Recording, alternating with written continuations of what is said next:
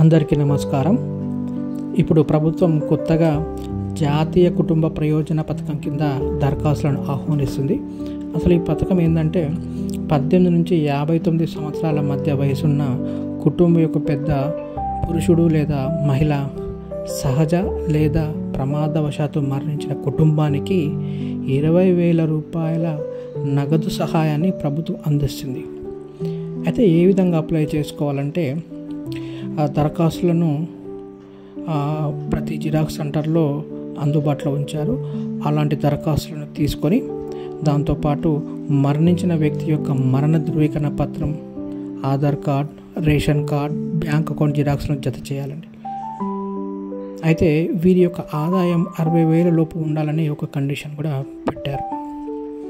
అయితే మీ దరఖాస్తులను తహసీల్దార్ కార్యాలయంలో సమర్పించాలి.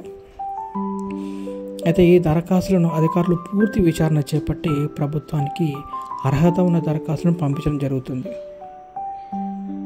తర్వాత ప్రభుత్వం నుంచి అర్హత ఉన్న వారికి ఆ యొక్క కుటుంబానికి 20,000 రూపాయల నగదు సహాయం అందిస్తుంది.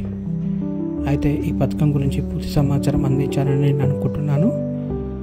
అర్హత ఉన్నవారు త్వరగా అప్లై చేసుకోగలరు.